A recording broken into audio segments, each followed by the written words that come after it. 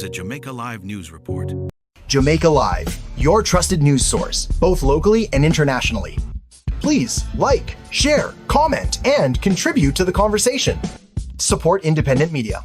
Your donations are not just appreciated, they are essential to keeping Jamaica Live alive and thriving. Join us in making a difference. Donate today. Scan the QR code on our website or donate via PayPal to JamaicaLive TVNews@gmail.com.